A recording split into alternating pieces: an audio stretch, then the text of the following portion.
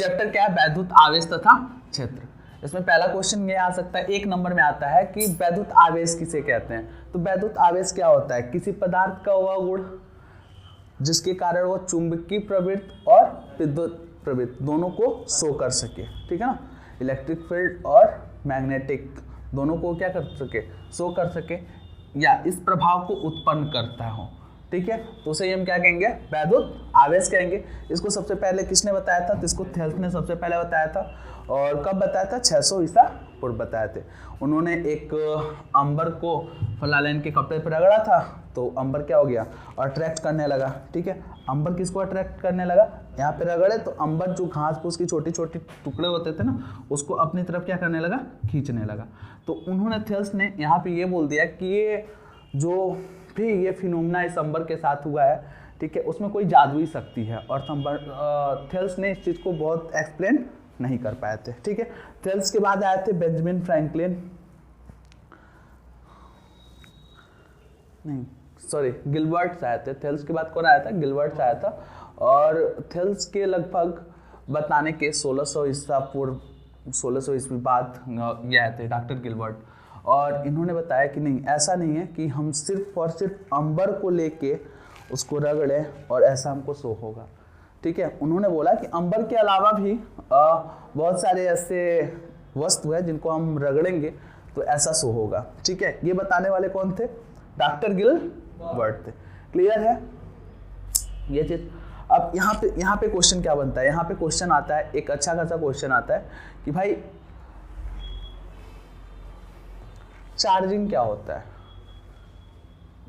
देखिए बेसिक्स हैं इसके कुछ कि भैया इसको अंबर को ग्रीक भाषा में इलेक्ट्रॉन कहा जाता है। तो ये बोर्ड के अकॉर्डिंग नहीं है उतना कि एक आध, अगर इस बार एमसीक्यू हुआ और मैक्सिमम एमसीक्यू आए तो एमसीक्यू इनको क्वेश्चन भी बनाने हैं, ठीक है।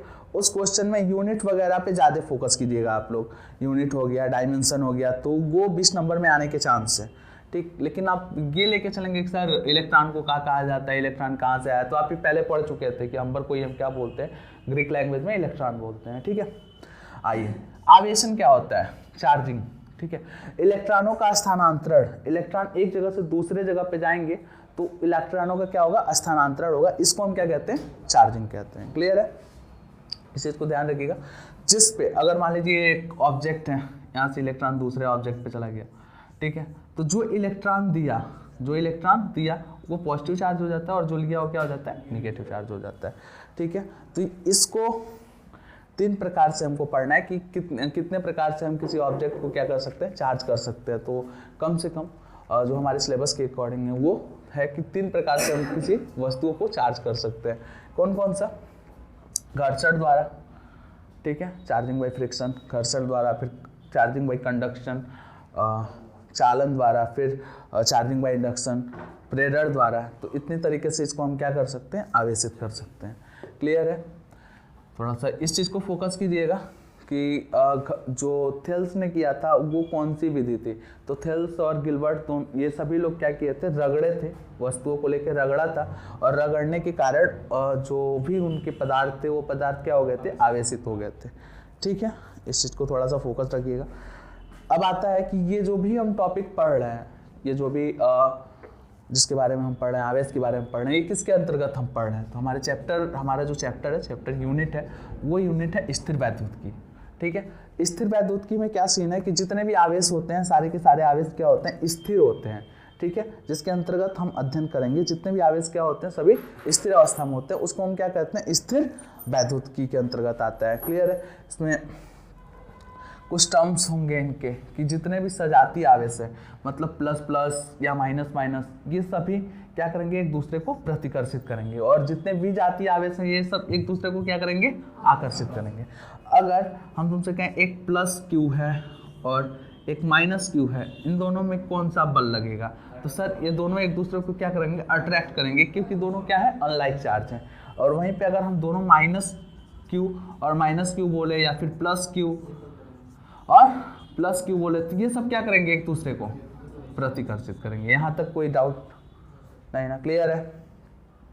2 प्रकार के होते हैं, एक धनावेश और स्थिर आवेश। धनावेश किसको बोलेंगे, जब ऑब्जेक्ट क्या हो, इलेक्ट्रॉन ट्रांसफर कर दे तो वो क्या हो जाएगा, धनावेशित हो जाएगा, और जो ले ले वो क्या हो जाएगा, ऋणावेशित। इस पे एक क्वेश्चन आता है, इस पे एक क्वेश्चन आता है, वो क्वेश्चन किसमें आ सकता है, या तो अति लघुत्तरी में आ सकता है या फिर बहुविकल्पी में आ सकता है। एक क्वेश्चन आएगा कि एक वस्तु ए था, एक वस्तु ए था, उसने 5 इलेक्ट्रॉन दे दिया, ठीक है, तो वो वस्तु की प्रकृति क्या होगी, ठीक, तो दे दिया है, देने के बाद वो क्या हो जाएगा, धनावेशित ऋणावेशित, धनावेशित, क्लियर है। अब वो पूछेगा कितना चार्ज हो गया भाई, तो ये फॉर्मूला यार अप्लाई करके निकाल सकते हो, इजी फॉर्मूला है, Q = mc। यहाँ पे कोई दिक्कत हो तो भाई आगे कांटेक्ट करो, नहीं दिक्कत तो आगे बढ़ो, ठीक। अब कहता है भाई कि विद्युतमय क्या होता है, विद्युतमय जब कोई वस्तु आवेशित होता है, चार्ज होता है, ठीक है, तो उसको हम क्या बोलते हैं कि वो वस्तु क्या हो गई, विद्युतमय हो गई है, आवेशित हो गई है, क्लियर है। अब इसकी कई तरह से नाम पूछ सकते हैं, नाम पे ध्यान दीजिएगा, विद्युतमय, आवेशित, अवशिष्ट, ठीक है, ये चीज कुछ भी पूछेगा इतना लिख के आना है, ठीक। अनावेशित, अनावेशित मतलब उस पर कोई भी आवेश नहीं है, उस पर कोई भी आवेश नहीं है, तो इस पे एक क्वेश्चन बनता है कि एक वस्तु है, उस पे 10 इलेक्ट्रॉन है, 10 प्रोटॉन है, बताइए कि उस पे आवेश कौन सा है, तो भाई सिंपल सी बात है, 10 इलेक्ट्रॉन 10 प्रोटॉन मिलके क्या हो जाएंगे, वो वस्तु किससे हो जाएगी, उदासीन, क्लियर।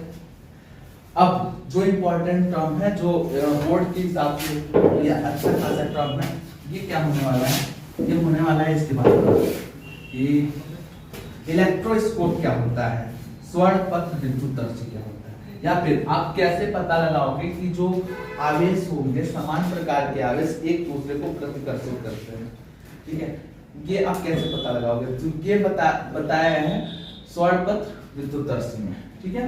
स्वर्णपत्र विद्युतदर्शी है क्या, स्वर्णपत्र विद्युतदर्शी में एक चैम्बर लेते हैं हम, जो चैम्बर पूरी तरह से वैक्यूम होता है, मतलब एयर यहाँ से निकाल देते हैं, और इसमें सोने की पत्तियां लगा देते हैं, 2 सोने की पत्तियां लगाते हैं और धातु से कस देते हैं, ठीक है।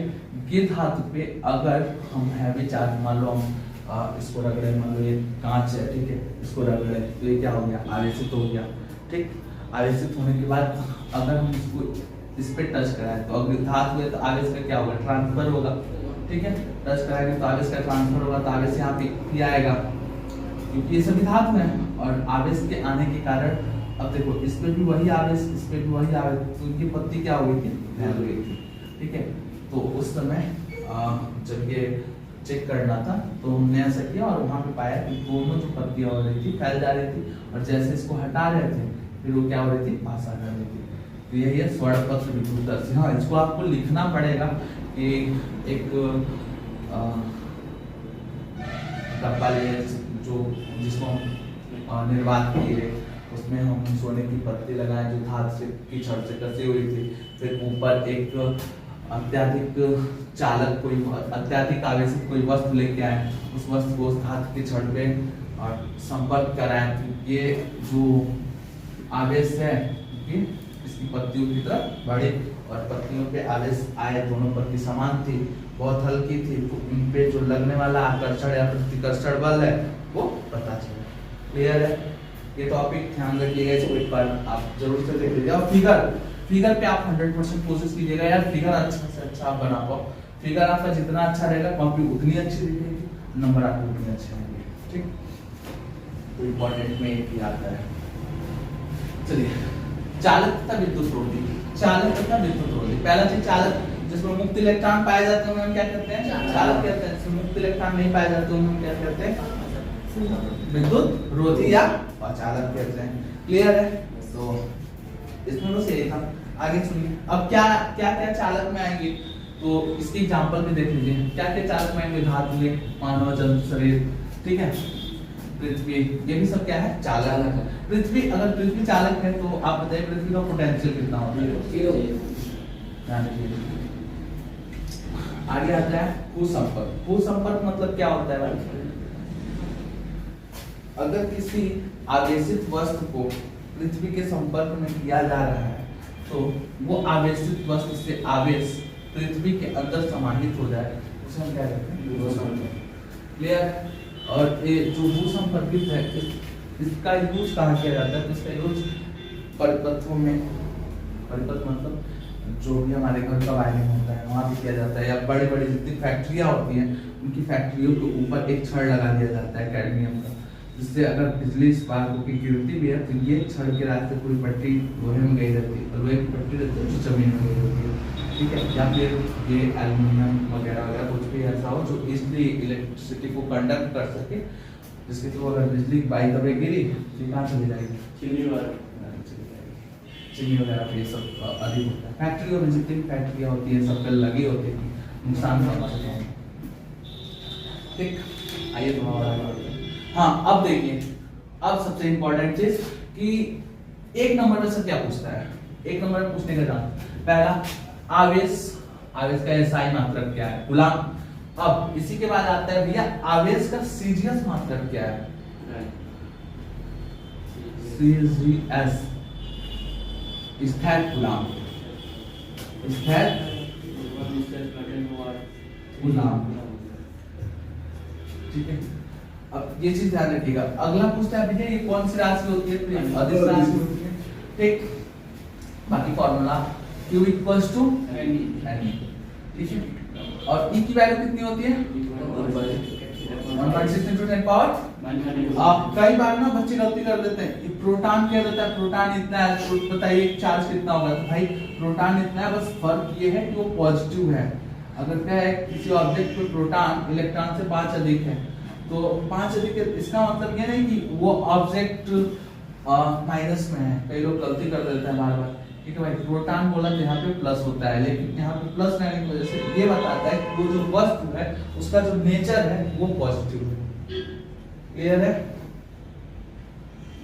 यहाँ पे एक क्वेश्चन भाई दे रखा है, देखो किसी तार में 4 कूलम का आवेश 2 सेकंड तक बहता है तो विद्युत धारा का मान बताइए।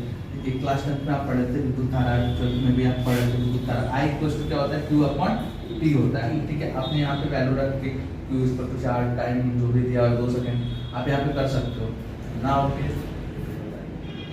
हाँ, एक और चीज विद्युत आवेश का बीमीय सूत्र बताइए। बीमीय सूत्र, अब यहाँ से इसका बीमीय सूत्र निकलेगा आवेश का। आवेश बराबर, जैसे यहाँ पे धारा बराबर क्या था Q/T, तो आवेश बराबर क्या होगा I/T। क्लियर है? अब I की वैल्यू क्या थी, एम्पियर यूनिट और T का सेकंड। आपने यहाँ से क्या निकाला, एम्पियर में क्या होता है A और सेकंड में क्या होता है K।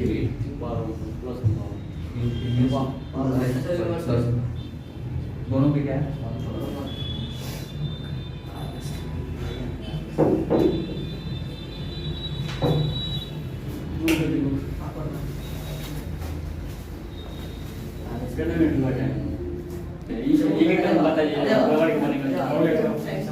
ये, जैसे कि आपको ये पहले ही बता चुके हैं घर्षण द्वारा आवेशन क्या होता है। जब किसी वस्तु को दूसरे वस्तु पर रगड़ते हैं तो वो आवेशित हो जाता है, इसको हम क्या कहते हैं घर्षण द्वारा आवेशन। हाँ, इसमें क्या पूछ सकता है, एक नंबर में कह सकता है कांच की छड़ और रेशम के कपड़ा को रगड़ा गया तो क्या होगा, तो कांच की छड़ धनावेशित होता है, रेशम का छड़ ऋणावेशित होता है, मतलब कांच से इलेक्ट्रॉन रेशम पे जाता है। एक नंबर क्वेश्चन है, ध्यान रखें, ठीक है। इसके बाद टॉपिक है भाई चालन द्वारा आवेशन।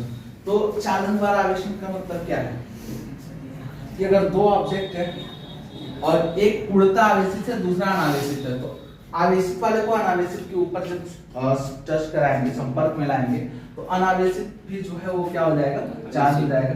अच्छा, एक इसमें पूछता है कि अगर आप चालन द्वारा आवेशन करा रहे हैं और वस्तु धनात्मक है तो दूसरा वस्तु क्या होगा, तो भाई जो मान लो इसमें हम पानी भरे हैं, इसमें हम पानी भरे हैं, इसमें पानी आएगा ना, कोल्ड तो आएगा नहीं, दोनों में आवेश पड़ जाता है। तो नहीं, इस पे एक और चिन्ह है, ध्यान सुनिएगा, इस पे एक और चिन्ह है कि अगर ये ऑब्जेक्ट बड़ा है, इसकी स्टोरिंग पावर अधिक है, अधिक स्टोर कर सकता है चार्ज को, और इसका कैपेसिटी कम है, ठीक है, तो ये अपनी कैपेसिटी के बराबर ही स्टोर करेगा। ठीक, मान लो इसकी क्षमता है 10 कूलम की, इसकी क्षमता है 2 कूलम की, लेकिन ये अनावेशित है और ये क्या है, आवेशित है 10 कूलम से। अगर इसको टच कराएंगे तो इसको टच कराएंगे, टच करा के हटाएंगे तो इस पे जो चार्ज आएगा, चार्ज कितना आएगा, 2 कूलम का ही आएगा, ठीक है, उससे अधिक नहीं आएगा, क्योंकि वो स्टोर कितना कर सकते हैं, 2 कूलम का। अगर सेम मटेरियल है, सेम समान प्रकार है, तो वो बराबर होगा, लेकिन अगर समान नहीं है तो वो बराबर नहीं होगा, ठीक है। तो इस चीज का ध्यान रखिएगा। और ये अगर ऐसे क्वेश्चन है तो सेम प्रकार का नहीं है वही पूछेगा। इसमें इंपॉर्टेंट चीज क्या है, इंपॉर्टेंट क्वेश्चन प्रेरण द्वारा आवेशन किसे कहते हैं समझाएंगे। तो प्रेरण द्वारा आवेशन में एक हैवी चार्ज ऑब्जेक्ट लेते हैं और दूसरा अनावेशित वस्तु लेते हैं। हैवी चार्ज रहता है, अत्यधिक उस पे आवेश है, और दूसरा क्या हो, अनावेशित। अनावेशित का मतलब क्या है कि इसमें जितने प्लस होंगे उतना ही क्या होगा, वो माइनस भी होगा, जितना प्लस होगा उतना ही क्या होगा, माइनस भी होगा। क्लियर है। तो अगर बात करते हैं इसके जैसे इसके संपर्क में लाएंगे, प्लस वाला प्लस ये किसको अट्रैक्ट कर लेगा, माइनस वाले को अट्रैक्ट करेगा। संपर्क में क्लियर है। प्लस वाला माइनस वाले को अट्रैक्ट किया, इधर कौन सा बचा, प्लस वाला। क्लियर, आई बात समझ में। प्रेरण द्वारा आवेशन में ध्यान रखिएगा, दूर दूर रहेगा, टच नहीं होगा, बस माइनस वाले को अट्रैक्ट किया। फिर हमने क्या लगाया, यहाँ पे अर्थिंग लगाया। अर्थिंग लगाएंगे तो क्या होगा, जो प्लस वाला खाली आवेश वो कहाँ चला जाएगा, जमीन में। जमीन में जैसे यहाँ से खत्म हुआ, हमने क्या किया, अर्थिंग हटा दिया। अब अर्थिंग हटाया, अर्थिंग हटाने के बाद हमने फिर देखा इसमें सब माइनस वाला चार्ज रहा, और फिर जैसे ही माइनस वाला चार्ज रहा और अर्थिंग हटा तो ये पूर्णतः इसको हटा दिया, हम किनारे कर दिया, तो क्या बचा, पूर्णतः ऋण आवेशित हो गया और ये पूरा आवेश इसके पूरे पृष्ठ पे फैल गया। क्लियर है यहाँ तक, कोई दिक्कत, बढ़ो आगे। हाँ, ये जरूर कहता है कि भाई एक गोले को आवेशित करो, कभी कहता है पूर्णतः धन आवेशित करो, कभी कहता है पूर्णतः ऋण आवेशित करो। तो अगर कहा कि ऋण आवेशित करो, पूर्णतः धन आवेशित करो, तो तुम्हें जो चालक लेके आओगे वो कैसा होना चाहिए, ऋण आवेशित होना चाहिए। ठीक है। अगर कहा धन आवेशित करो तो जो चालक लाओ वो कैसा होना चाहिए, धन आवेशित। क्लियर है, इस चीज को ध्यान रखना। अगर चालक निगेटिव वाला ला रहा तो ये क्या हो जाएगा, धन आवेशित। ये धन आवेशित वाला ला रहा तो ये क्या हो जाएगा, ऋण आवेशित। और इस पे क्वेश्चन आता है कि दो एनसीईआरटी में दिया हुआ है कि दो गोले को धन आवेशित चार्ज कीजिए। अगर दो गोला है तो हम पहले क्या कर देंगे, आपस में संपर्क में ला देंगे, फिर हैवी एक निगेटिव चार्ज वाला लेके आ जाएंगे। जैसे लेके आएंगे तो इसमें सभी माइनस वाला इधर आ जाएगा, प्लस वाला इधर आ जाएगा। सेम चीज अर्थिंग कर देंगे, सारा प्लस चला गया अर्थ में। अब अर्थिंग करने के बाद फिर जब प्लस अर्थ में चला गया तो अर्थिंग को हटा देंगे और फिर इसको हटाएंगे। जैसे हम इसको हटाएंगे ये सेपरेट रहेगा, ठीक है। इसको हटाया, ये सेपरेट रहा, ये जो आवेश है फिर वापस इस पे भी आ जाएगा। तो ये दोनों अलग अलग आप करोगे तो बराबर रहेगा। आता है इस पे क्वेश्चन आता है। वैद्युत आवेश के मूलभूत गुण क्या होते हैं। वैद्युत आवेश के मूलभूत गुण, पहला आकर्षण और प्रतिकर्षण का आवेश संरचना। आकर्षण प्रतिकर्षण मतलब सजाती क्या करते हैं, एक दूसरे को प्रतिकर्षित करते हैं, और विजातीय क्या करते हैं, एक दूसरे को आकर्षित करते हैं। इस चीज का थोड़ा ध्यान रखिएगा। अगला आता है भाई आवेशों का क्वांटमीकरण। क्वांटमीकरण, आवेशों का क्वांटमीकरण।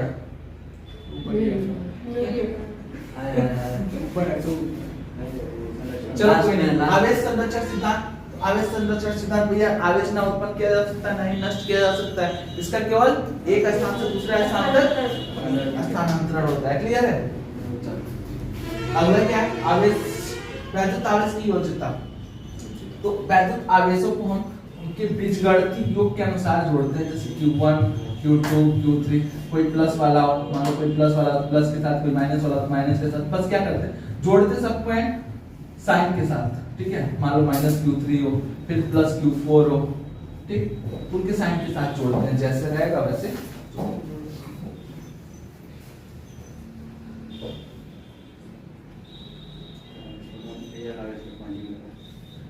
ये क्वेश्चन आया था एक और पहले आया था, एक आवेश का क्वांटमीकरण। क्वांटमीकरण क्या है कि आवेश जो होता है उसमें जो इलेक्ट्रॉन होते हैं, इलेक्ट्रॉन पूर्ण गुणज के रूप में रहेंगे। पूर्ण गुणज का मतलब कि इलेक्ट्रॉन यानी कि आधा इलेक्ट्रॉन, एक इलेक्ट्रॉन, आधा इलेक्ट्रॉन, ऐसा नहीं है। आधा इलेक्ट्रॉन नहीं रहेगा, पॉइंट में इलेक्ट्रॉन नहीं रहेगा, ठीक है। ये पूरा एक संख्या, पूर्ण संख्या ही रहेगा। क्लियर। तो न्यूमेरिकल पोर्शन है, इसको भी देख लीजिएगा, इसमें आता है।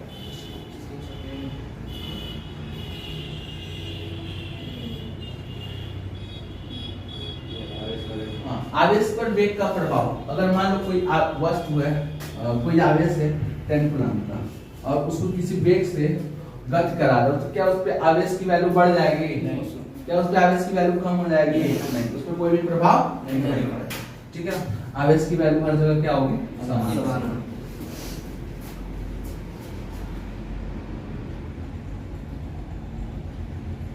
चलो पदार्थों का वर्गीकरण, पदार्थों का वर्गीकरण, पदार्थों के वर्गीकरण से आप क्या समझते हैं? सर पदार्थों को जितने प्रकार से बांटा जाए उसको वर्गीकरण करते हैं, डिपेंड ये करता है कि हम इलेक्ट्रिसिटी पढ़ रहे हैं, इलेक्ट्रिसिटी के आधार पे पदार्थों को 3 प्रकार से बांटा गया है, चालक, अचालक, अर्धचालक। अचालक का नाम एक और होता है चलिए, चालक क्या होता है? ये पदार्थ जिसमें इलेक्ट्रॉन मुक्त अवस्था में होते हैं वो क्या कहलाते हैं? चालक कहलाते हैं। ठीक है, अब क्या क्या होते हैं ये चीज देख लीजिए, पहले ही एक्सप्लेन कर चुके हैं। वैद्युतरोधी या अचालक, वैद्युतरोधी या अचालक क्या होते हैं? जिसमें इलेक्ट्रॉन मुक्त अवस्था में नहीं होते हैं। ठीक है, उन्हें क्या कहते हैं? वैद्युतरोधी, जिससे सूखे पेड़ पत्ते वगैरह। परावैद्युत क्या होता है? परावैद्युत, हाँ ये टर्म थोड़ा सा आ सकता है भाई, इसमें क्वेश्चन आ सकता है 1 नंबर में कि परावैद्युत पदार्थ किसे कहते हैं। तो परावैद्युत पदार्थ क्या होते हैं? अचालक पदार्थ होते हैं। लेकिन इनका सीन क्या होता है कि विद्युत क्षेत्र में ये आवेश, विद्युत क्षेत्र में अगर इनको रखा जाए तो इनके बीच के जो बॉन्ड होते हैं टूट जाता है और जैसे इलेक्ट्रॉन मुक्त हो जाता है और फिर ये क्या हो जाते हैं?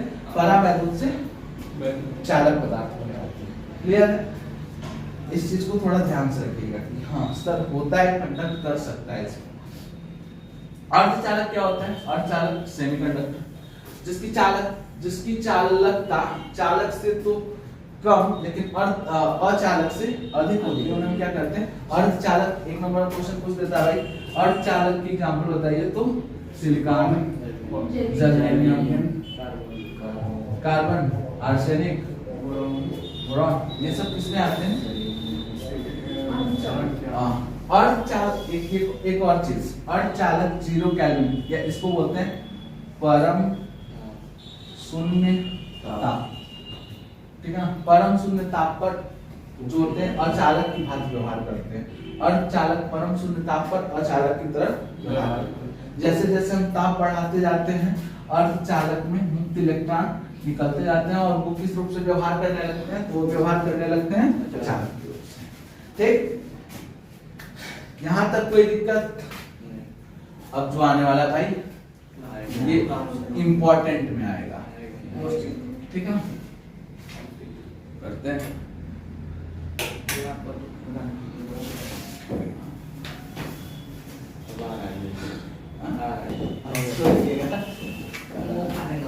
हाँ, कूलाम का नियम। कूलाम का नियम क्या है भाई? एक साइंटिस्ट कूलाम, उन्होंने नियम दिया था कि दो आवेशों को जब एक पास रखा जाता है तो उन दोनों आवेशों के संबंधित बल लगता है। ठीक है, यह बल आकर्षण तथा यह प्रतिकर्षण का हो सकता है।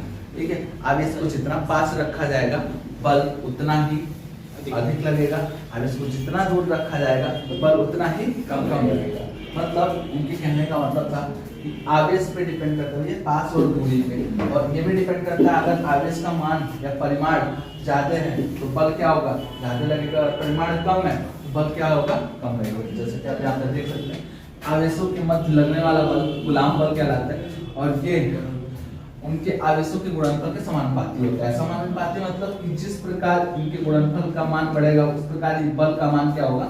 बढ़ जाएगा। यहाँ पे जो आवेश Q1 और Q2 है इसके बीच की दूरी क्या है? R है और ये दूरी के वर्ग के व्युत्क्रमानुपाती नियम का पालन करता है। ठीक है, तो जितना दूरी के वर्ग के व्युत्क्रमानुपाती नियम का पालन करेगा इसकी वैल्यू उतनी ही अधिक होगी।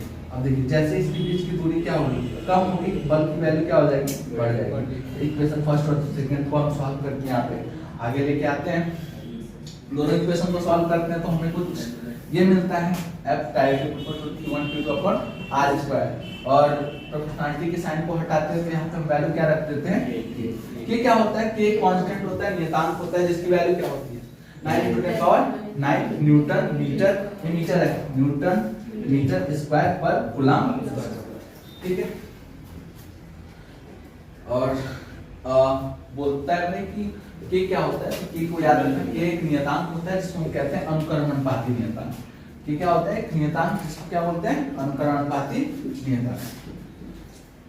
तो हम कई जगह पे इसकी जगह पे K को हटा के रिप्लेस करके 1/4 4 पाई एप्सिलॉन नॉट भी। क्लियर? एप्सिलॉन नॉट का यूनिट बताओ।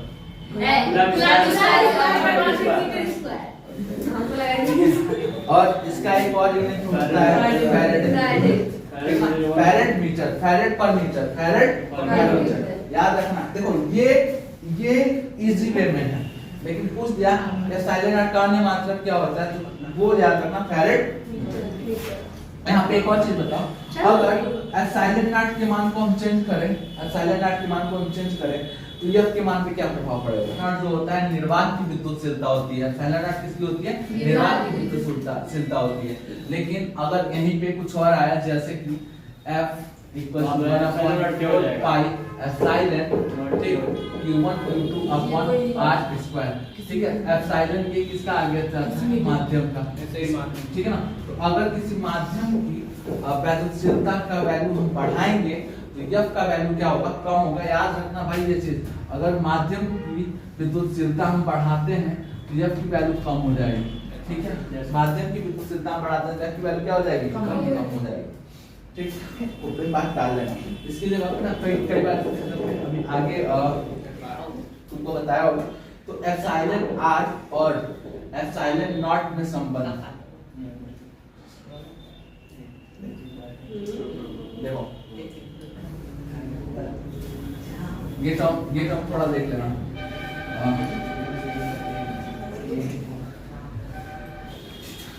देख इस चीज को ध्यान रखना कि एप्सिलॉन की वैल्यू अगर बढ़ेगी तो F की वैल्यू क्या हो जाएगी, घटेगी, ठीक है। तो सबसे अधिक जो बल लगता है वो किस में लगता है, तो एप्सिलॉन नॉट पे लगता है। एप्सिलॉन नॉट क्या होता है, विद्युतशीलता किसका, निर्वात और वायु में। तो सबसे अधिक जो आवेश पे बल लगेगा वो किसमें लगेगा, निर्वात या वायु में। और धातु पे इसका बल क्या होता है, इनफाइनाइट। क्यों, क्योंकि धातु का अगर कोई धातु है वहां अगर एप्सिलॉन R या एप्सिलॉन नॉट की वैल्यू रखें तो वो होता है 0, ठीक है। और आप इस पे एक क्वेश्चन आता है भाई, यह माध्यम में बल और निर्वात में बल का क्या रिलेशन है। तो जो निर्वात में बल होता है वो एप्सिलॉन R गुना अधिक होता है माध्यम से। क्लियर है, दिमाग पर डाल देना। अगर निर्वात की बात करें तो निर्वात में धातु पे जो है वो कितना है, धातु पे अनंत है। और जब अनंत की वैल्यू रख के हम सॉल्व करेंगे तो जो इसके बीच का बल आएगा वो कितना आएगा, 0 आएगा। अब देखो वैद्युत क्षेत्र क्या होता है, वैद्युत क्षेत्र। हाँ सर, देखो जब कोई आवेश ले हम तो उसके चारों तरफ का जो क्षेत्र होता है उसे वैद्युत क्षेत्र कहते हैं। क्षेत्र का पता कैसे चलता है, तो जब किसी आवेश के पास हम एक टेस्ट चार्ज लेके आते हैं, Q0 लेके आते हैं, तो उस Q0 पे जो बल लगता है, ठीक है, वो वैद्युत क्षेत्र के कारण लगता है। अब Q0 क्या होता है, Q0 एक ऐसा आवेश होता है जो धनात्मक होता है। अब हम एक ऋण आवेश वस्तु लेके आए, ऋण आवेश वस्तु के पास एक Q0 को रखें, ये Q0 पे बल लगेगा अंदर की तरफ। Q0 जो गति करना प्रारंभ करेगा वो अंदर की तरफ गति करना प्रारंभ करेगा। वहीं पे प्लस के पास रखेंगे तो जो Q0 गति करेगा वो कैसे करेगा, बाहर की तरफ। याद रखना इसके और सतह के बीच जो एंगल रहता है वो कितना होता है, 90 डिग्री। और अगर बात करें हम माइनस क्यूब के लिए, तो माइनस क्यूब के लिए जो बल रेखाएं होती हैं अनंत से आती हैं। कहां से आती हैं, अनंत से माइनस क्यूब पे आती हैं। और प्लस क्यूब के लिए अनंत, प्लस क्यूब से अनंत को जाती हैं, ठीक है। दोनों में इतना ही फर्क है। विद्युत बल रेखाएं क्या होती हैं, अगर पूछ दे भाई विद्युत बल रेखाओं की गणना करो तो नंबर ऑफ बल रेखा को बताने के लिए क्यूब अपॉन एप्सिलॉन नॉट से डिवाइड करते हैं।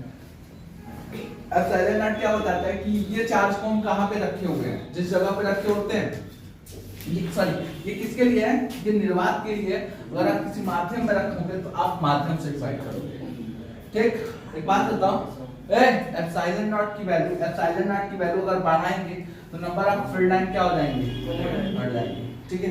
क्यू की वैल्यू बढ़ाएंगे, आवेश एक 10 कूलम का एक 20 कूलम का, तो किसकी वैल्यू बढ़ जाएगी, की वैल्यू बढ़ जाएगी, वैल्यू बढ़ जाएगी। डायरेक्टली प्रोपोर्शनल, ये क्या है, इनवर्सली प्रोपोर्शनल है ना। Yes sir.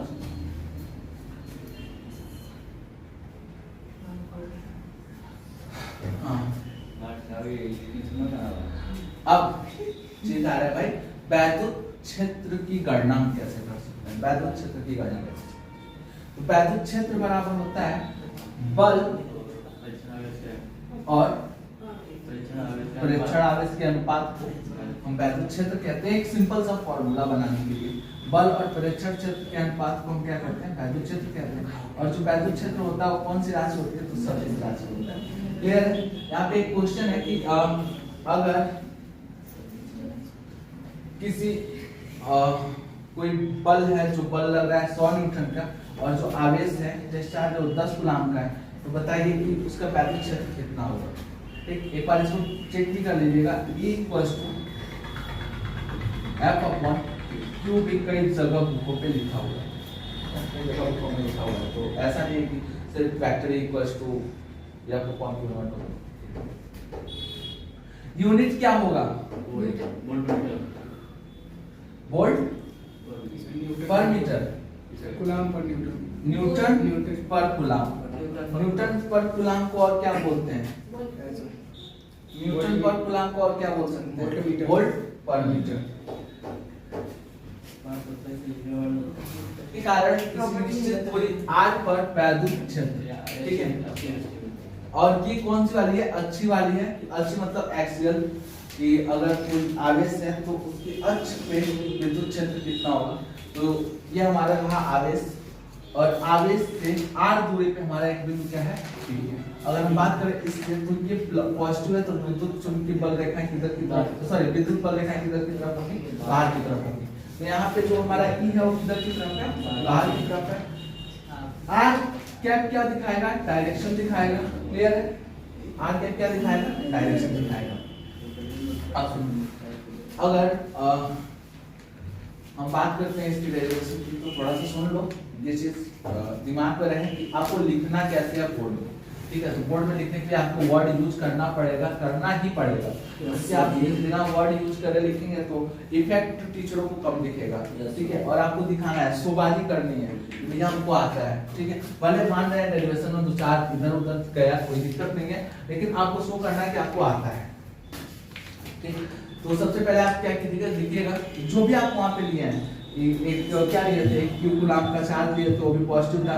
उससे R डिस्टेंस पे क्या लिए थे, एक बिंदु P लिए थे, जिसपे आपको क्या करना था, परीक्षण करना था Q0 पे।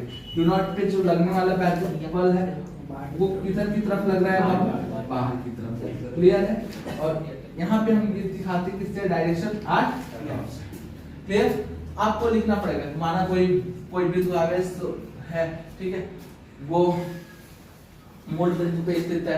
बिंदु आवेश प्लस का माइनस का कुछ भी ले सकते हैं। एक परीक्षण आवेश है जो अनंत से मूल बिंदु तक लाया जाएगा, या अनंत किसी एक r दूरी पे रखा हुआ है, और उस दूरी पे हमको कूलम बल बताना है। देखो, अगर ये r दूरी पे रखा हुआ है, ठीक, एक आवेश ये हो गया अपना, और दूसरा आवेश ये हो गया। ठीक है, F बराबर कूलम का नियम लगाएंगे। Q एंड Q0, Q क्या था हमारा, चार्ज था, Q0 क्या था, टेस्ट चार्ज था। और यहाँ पे हम डायरेक्शन बताने के लिए क्या यूज करेंगे, R। यहाँ पे ये फर्स्ट इक्वेशन से करेंगे, इतना करना पड़ेगा। ठीक है, और R दूरी पर स्थित बिंदु P पर वैद्युत क्षेत्र क्या होगा। वैद्युत क्षेत्र का भी इससे पहले हम डिस्कस किए थे। वैद्युत क्षेत्र को किससे लिखते हैं, वेक्टर F/Q0। ठीक है, आप इसको थोड़ा सा एक उस पॉइंट पे अगर बात करते हैं, उस पॉइंट पे अगर आपको निकालना है, तो उस पॉइंट पे आप क्या बताओगे, देखो F/Q0 से अगर हम वैल्यू पुट कर दें, F/Q0 से F की जगह पे दिख रहा होगा, F की जगह पे हम क्या करते हैं, वैल्यू पुट कर दें, कौन सा वाला पीछे जो हम निकाले थे, K/Q0/R²। वैल्यू पुट करेंगे तो कुछ चीजें क्या होंगी, इसका इसमें मल्टीप्लाई हो जाएगा, इसका इसमें मल्टीप्लाई होगा, इसका इसमें मल्टीप्लाई होगा। तो आप जब सॉल्व करोगे तो Q0 से Q0 क्या होगा, कैंसिल आउट हो जाएगा, और बचेगा क्या, उस पॉइंट पे इलेक्ट्रिक फील्ड की वैल्यू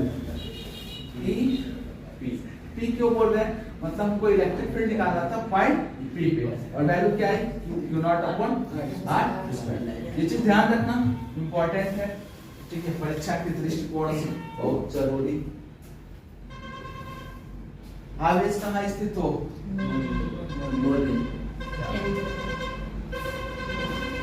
चलिए आता है ये यहाँ पे 2 क्वेश्चन, एक किससे विद्युत पढ़ लो, तो विद्युत से आ सकता है कि वैद्युत बल रेखाएं क्या है, और चुंबक से एक क्वेश्चन आता है कि चुंबकीय क्षेत्र रेखाएं क्या होती है।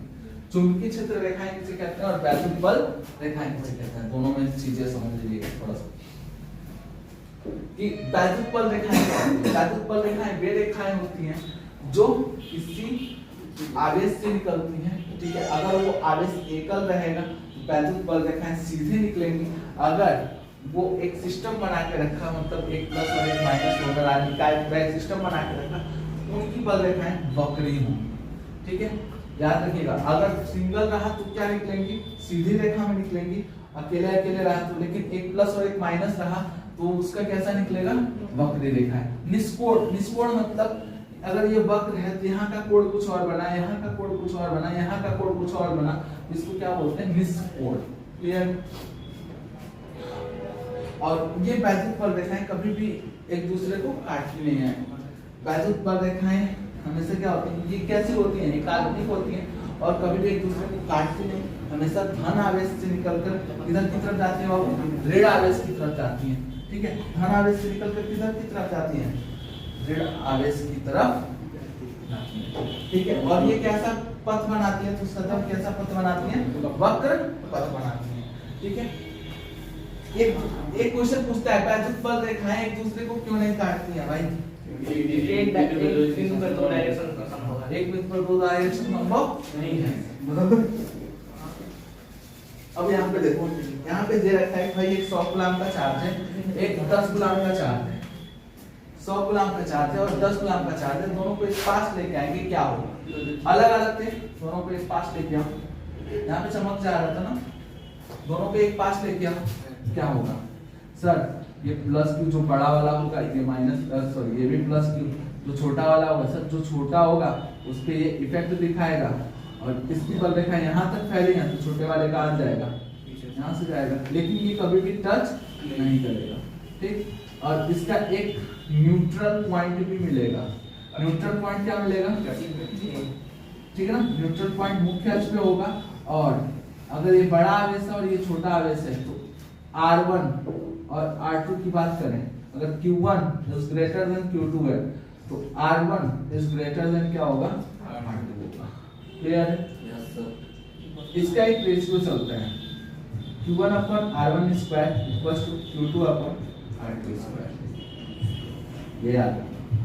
पूछता है भाई कि किस प्रकार इनके बल लगेंगे, क्या वो आपस में बराबर होंगे? भाई बल तो बराबर होगा, लेकिन क्षेत्र की बात करते हैं तो क्षेत्र कुछ ऐसा होगा, Q1 upon R1 square equals to Q2 upon R2 square. इस पर सिंबल के क्वेश्चन आए थे, बहुत बेहतर 4-5 साल, ठीक। अगर हम कहें कि न्यूट्रल पॉइंट कब मिलता है, तो जब समान प्रकार के आवेश होंगे तभी न्यूट्रल पॉइंट मिलेगा, लेकिन असमान प्रकार के आवेश, एक प्लस और माइनस हुआ तो न्यूट्रल पॉइंट नहीं मिलेगा। उस समय सिचुएशन क्या होता है? एक प्लस और माइनस होता है। सपोज करो कि यहाँ पे एक पॉजिटिव चार्ज है और यहाँ पे एक नेगेटिव चार्ज है, इनके बीच में बल रेखा ये गई मुख्य से, ये गई ऐसे, यहाँ पे हमको न्यूट्रल पॉइंट नहीं मिलने वाला है, ठीक है। लेकिन जब समान प्रकार के होंगे वहाँ पे हमको न्यूट्रल पॉइंट, यहाँ तक कोई दिक्कत? इस तक सारा कवर हो चुका है। एक बार और आप पेज पलटते वक्त जरूर से देख लीजिएगा कि आवेश किस प्रकार से वैद्युतपल रेखाएं देते हैं। वैद्युतपल रेखा से एक क्वेश्चन आएगा फिगर के साथ, ठीक है। फिगर दे देगा और फिर वहां से निकालेगा भैया बताइए किस पे वैद्युतपल रेखाओं की संख्या अधिक है, किस पे आवेश अधिक होगा, किसकी न्यूट्रल पॉइंट से किसकी दूरी अधिक होगी। फॉर्मूला याद रखिएगा पीछे। एक समान वैद्युत क्षेत्र क्या होती है? वैद्युतपल रेखाएं क्या होती है? जहाँ पे सभी लाइन एक समान रूप से हो, इनके बीच की दूरी समान हो या सभी एक दूसरे के समांतर हो तो वो क्या कहलाएगी? एक समान वैद्युत क्षेत्र कहलाएगी। असमान वैद्युत क्षेत्र क्या होता है? असमान वैद्युत क्षेत्र में कहीं पे वैद्युतपल रेखाएं की संख्या क्या होती है? बहुत अधिक होती है, कहीं पे क्या होती है? बहुत दूर होती है। तो ये किस में आते हैं? असमान वैद्युत क्षेत्र। देखिए ये पैरेलल तो है, दो रेखाएं पैरेलल है, ये दो रेखाएं पैरेलल है, लेकिन इनकी और जितनी भी रेखाएं हैं इनके बीच की दूरी हर जगह क्या है? समान नहीं है, कहीं अधिक है कहीं कम है, इसको क्या बोलते हैं? असमान, ठीक है।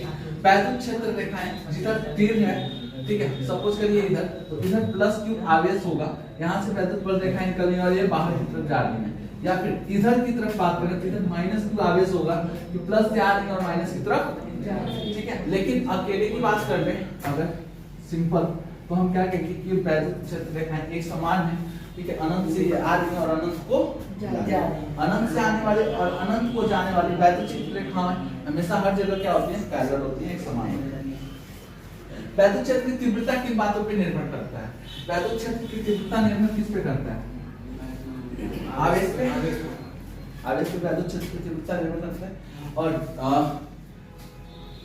जितना आवेश की वैल्यू अधिक होगी, वैद्युत क्षेत्र की वैल्यू उतनी क्या होगा, अधिक होगी। अधिक होगा भाई। यहाँ पे देख रहे हो नॉट वहां पे देखने लगे ना, ठीक है। अगर इसकी बात करें, वैद्युत क्षेत्र में किसी एक बिंदु परीक्षण आवेश को लेके आ रहे हैं तो उस परीक्षण आवेश के द्वारा तीव्रता क्या होगी, कि किसके लिए परीक्षण आवेश के द्वारा तीव्रता क्या होगा, उसको प्रदर्शित करना होगा। तो ये क्या होगा, E = F upon Q0। इसका मात्रक एम्पियर में कूलम या फिर और न्यूटन ऐसे वो गलत लिखा है, न्यूटन पर कूलम होगा। ये कौन सी राशि है? सदिश राशि है। टेस्ट करने के लिए कौन सा चार्ज लेके आया जाता है? परीक्षण आवेश। परीक्षण आवेश कैसा होता है? बहुत अल्प आवेश होता है और होता कैसा है उसका? पॉजिटिव क्या चार्ज। होता है? यहाँ पे अगर कोई एक चार्ज हो, उस चार्ज से बल निकाल सकते हैं कि एक चार्ज है, इलेक्ट्रिक फील्ड की वैल्यू इतनी है, मान लो इलेक्ट्रिक फील्ड 50 वोल्ट पर मीटर है इलेक्ट्रिक फील्ड की वैल्यू, ठीक, और चार्ज की वैल्यू है 10 कूलम, तो निकाल लो कि उसमें लगने वाला बल क्या होगा। F बराबर Q 500। बहुत मेथड पे फोकस अधिक है भाई, डेरिवेशन उड़ाते रहो। यहाँ पे एक साबुन का बुलबुला है, ठीक है, तो साबुन के बुलबुले को अगर आवेशित किया जाएगा तो क्या होगा, इसके आवेश सतह पे आ जाएंगे, साबुन के बुलबुले सतह पे आ जाएंगे। ये एनसीईआरटी का क्वेश्चन है और ये पूछा हुआ क्वेश्चन पूछा हुआ। कैसे पूछा हुआ क्वेश्चन है कि उन्होंने पूछा था एक साबुन के गोले को आवेशित कर दिया जाए तो उसमें क्या प्रभाव पड़ेगा, तो साबुन के गोले को आवेशित करने पर उसका व्यास क्या होता है, बढ़ता है। क्लियर है? क्यों बढ़ता जाता है कि ये प्लस है और प्लस प्लस क्या करते हैं, रिपल करते हैं, उसकी वजह से व्यास क्या होता है, बढ़ जाता है। ये भी बताते हैं कि अगर ऑब्जेक्ट कुछ ऐसा है तो इस पे सबसे अधिक आवेश कहाँ पे स्थित होगा, तो इसके क्वाड्रेंट पे आवेश की मात्रा क्या होगी, अधिक होगी, और इनके अपर सरफेस पे आवेश की मात्रा क्या होगी, सतह से इलेक्ट्रिक दिशा में होता है। तो इसके बाद इसी तरह आगे बढ़ते हैं। अगर इसमें आता है भाई आवेश वितरण, आवेश को बांटा कैसे जाता है, किन जगहों पे किस प्रकार से आवेश को वितरित किया जाता है, ठीक। तो इसमें आता है सतत आवेश वितरण और असतत आवेश वितरण। सतत में एक समान रूप से आवेश को वितरित किया जाता है, सतह पे एक समान रूप से आवेश को वितरित किया जाए तो इसको बोलते हैं सतत आवेश वितरण। सतत आवेश घनत्व क्या होता है भाई, सतत आवेश घनत्व क्या होता है, सतत आवेश घनत्व, ठीक। तो पर यूनिट एरिया में जितना आवेश इकट्ठा होता है उसे हम उसका बोलते हैं सतत आवेश घनत्व, ठीक है। अब ये कितने प्रकार से जाता है, ये जाता है रेखीय, क्षेत्र, रेखीय, पृष्ठीय और आयतनात्मक और आयतन, ठीक। असतत क्या होता है, तो असतत में क्या होता है भाई, एक समान रूप से आवेश वितरित नहीं होता है, उसको बोलते हैं असतत। जिनका जैसे कि आप यहाँ पे देख सकते हैं, यहाँ पे असतत रूप में हुआ और यहाँ पे किस रूप में हुआ था, सतत रूप में, ठीक है। आगे देखो, रेखीय आवेश वितरण या घनत्व, ठीक है। रेखीय आवेश वितरण क्या, कि अगर किसी चालक को हम आवेश दें और चालक पे आवेश उसके लंबाई के अनुदिश, चालक पे आवेश कैसे, उसके लंबाई के अनुदिश वितरित हो जाए, ठीक है, तो इसको हम क्या बोलेंगे, रेखीय आवेश घनत्व। क्लियर है? लंबाई के अनुदिश वितरित हो जाए क्या बोलेंगे, रेखीय आवेश घनत्व। रेखीय आवेश घनत्व को लैम्डा से प्रदर्शित करते हैं। लैम्डा इक्वल्स टू क्या होता है, Q upon lambda equals to क्या होता है, Q अपॉन, ठीक है। इसका मात्रक क्या होगा, कूलम पर मीटर और डायमेंशन m पे 0 l t a minus sorry metre था ना, l माइनस 1 T1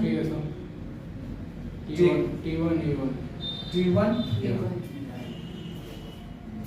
क्लियर? तो लंबाई जब अंतर चलेगा तो उसको क्या बोलेंगे?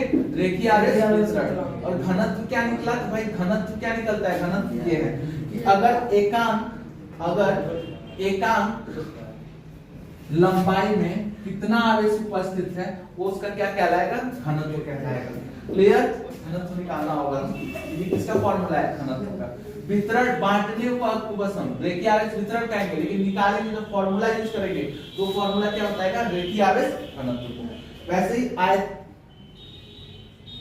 क्षेत्रीय आवेश क्या होता है? क्षेत्रीय सतही आवेश क्या होता है? जैसे ये बोर्ड है, स्क्रीन है, ठीक, तो इसके पे अगर हम एक आवेश देते हैं, मान लो हैवी चार्ज आवेश लेके आए, इस पे टच कराए तो वो आवेश पूरी सतह पे फैल जाएगा, तो उसको हम क्या बोलेंगे? क्षेत्रीय आवेश वितरण। जैसे ये एरिया है, हमने टच किया तो पूरे एरिया पे क्या हो गया? फैल गया, क्षेत्रीय आवेश वितरण हो गया। लेकिन अगर इसी को निकालना होगा तो कैसे, किस फॉर्मूले से निकालेंगे? निकालना होगा तो इसको हम लिखते हैं सिग्मा से, sigma equals to Q upon A. Clear है? Sigma equals to Q upon A. Q क्या हो गया? आवेश हो गया, ए क्या हो गया? क्षेत्रफल। इसके बाद आता है आयतन आवेश वितरण। अगर आवेश उसके आयतन के अनुसार वितरित किया जाए तो इसको हम क्या बोलेंगे? आयतन आवेश वितरण। और ये कैसे दिखाया जाएगा आयतन आवेश वितरण को? रो से। इससे दिखाया जाएगा रो से। और रो इक्वल्स टू क्या होगा? Q upon V. यहां पे गलती होने वाला चिन्ह देखो, क्षेत्रीय आवेश आयतन का पूछ दिया भैया, क्षेत्रीय आवेश वितरण है, इसका मात्रक क्या होगा? कूलम पर मीटर स्क्वायर, ठीक है ना? और आयतन आवेश वितरण इस चीज का ध्यान रखिएगा। एक नंबर क्वेश्चन ये जाएगा, अगर गया तो नहीं गया तो कोई बात।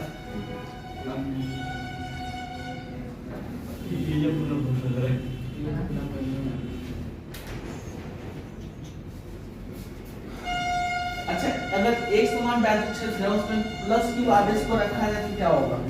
सर वो वैद्युत क्षेत्र की दिशा में, और माइनस क्यू आवेश को रखा जाए तो विपरीत दिशा में जाएगा। क्लियर है यहाँ तक? अगर असमान वैद्युत क्षेत्र रेखाओं में रखा जाए तो क्या होगा? सर गति अगर वो करेगा, अगर ये माइनस वाला है तो ये इसके विपरीत दिशा में गति करेगा, लेकिन ये सरल रेखीय पथ पे नहीं करेगा। सरल रेखीय पथ पे अगर समान होता, समान वैद्युत क्षेत्र होता तो सरल रेखीय पथ पे गति करता, और समान वैद्युत क्षेत्र है तो सर उसकी तरफ मुड़ेगा जिधर बल रेखाएं अधिक होंगी, ठीक है, उसकी तरफ मुड़ जाएगा। तो ये परवलयकार पथ ग्रहण करेगा। क्लियर है? कौन सा पथ ग्रहण करेगा? परवलयकार।